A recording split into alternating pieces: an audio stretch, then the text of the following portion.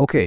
ဒီတော့ကျွန်တော်တို့ပါရီဆွေးနွေးသွားမှာလဲဆိုတာချင်းချုပ်ကြည့်ရောအပိုင်းနဲ့မှာ DOM3 ကိုနားလည်ခြင်းအပိုင်း1မှာအစိတ်ပိုင်းများစွာကိုရွေးချယ်ခြင်းအပိုင်း3တော့ note တွေကိုလုံးဝစွာဖန်တီးခြင်းအပိုင်း4 text နဲ့ HTML ကုန်သက်တည်တွေအကြောင်းလေ့လာမယ်ပြီးတော့နောက်ဆုံးပိုင်းကအနေနဲ့အစိတ်ပိုင်းတွေထည့်သွင်းခြင်းနဲ့ဖယ်ရှားခြင်းဆိုပြီးအစဉ်စဉ်လေ့လာသွားကြပါမယ်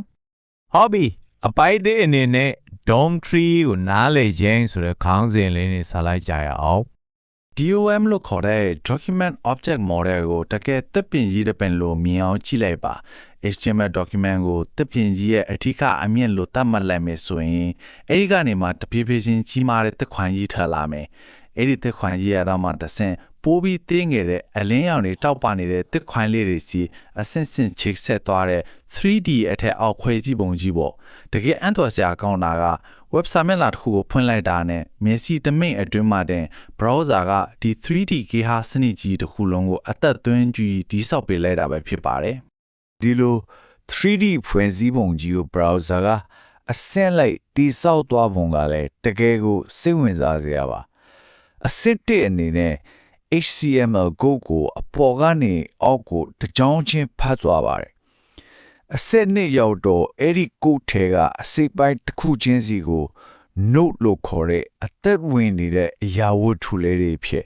မော်ဆန်ဆန်ပြောင်းလဲပစ်လိုက်တာပေါ့ပြီးတော့မှအဆင့်3အနေနဲ့အဲ့ဒီ note လေးတွေအားလုံးကိုအဓိကအမြင့်အောင်မှာစနစ်တကျချိတ်ဆက်ပေးလိုက်ပြီးကျွန်တော်တို့မြင်နေရတဲ့တက်ပင်ပုံစံ 3D ဖွဲ့စည်းပုံရဲ့အဖြစ်ကိုရောက်သွားတာပါဒီနေရာမှာရေးကြည့်တာတစ်ခုကဒီ 3D ဖွဲ့စည်းပုံကြီးထဲမှာလမ်းမပြောက်ဖို့ဆိုရင် note တေချာကမိသားစုဆွေမျိုးလို့ဆက်ဆက်နေမှုတွေကိုနားလည်ထားဖို့ပါပဲဒီချက်ကဘလောက်ပြပြင်းတယ်လဲဆိုရင်ကြည့်လိုက်ပါအချောင်းပွင့်ပါကိုပါဝင်ဖွဲ့စည်းထားရင် parent သူများအထက်မှာရှိနေရင် child သူနေတဲ့ parent အောက်မှာရှိနေရင် sibling ညီကိုမောင်နှမ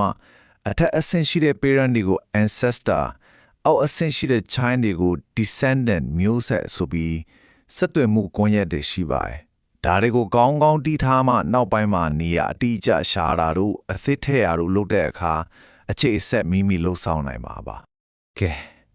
အပိုင်းနဲ့ကိုဆက်သွားရအောင်။ဒီအပိုင်းကအစီအပိုင်းများစွာကိုရွေးချယ်ခြင်းဖြစ်ပါတယ်။ဒီ document.query selector ဆိုတဲ့ကိရိယာလေးကတော့တကယ်ကိုအစွမ်းထက်ပါတယ်။သူ့ကိုသုံးလိုက်တာဟာ 3D သစ်ပင်ကြီးချဲကိုမော်ပိုက်ကွန်တစ်ခုပြတ်ချလိုက်တယ်လို့ပါပဲ CSS selector တွေကိုသုံးပြီး div တွေအားလုံးဒါမှမဟုတ် class တီးတန်တတ်မှတ်ထားတဲ့အစိပ်ပိုင်းတွေအားလုံးကိုတကယ်နဲ့တဲ့အစုလိုက်အပြုံလိုက်တိတိကျကျဖမ်းယူပေးနိုင်တဲ့အဓိကနည်းလမ်းတစ်ခုဖြစ်ပါတယ်ဒီလိုအစုလိုက်ဖမ်းယူတဲ့ဖြစ်စဉ်ဘလို့အလုပ်လဲဆိုတာကိုအစင်းစင်ခွဲကြည့်အောင်အစင်တဲ့ browser ကအရင်ဆုံး 3D DOM3G တခုလုံးမှာအနက်လိုက်လံရှာဖွေပါတယ်အစင်တဲ့ကိုက်ညီတဲ့အစင်ပိုင်းကြီးတွေ့ပြီဆိုတာနဲ့အစင်3အနေနဲ့အဲ့ဒီ note တွေကိုတီချာစီမထားပဲ note list လို့ခေါ်တဲ့အညွန်းတက်ထားတဲ့အုပ်စု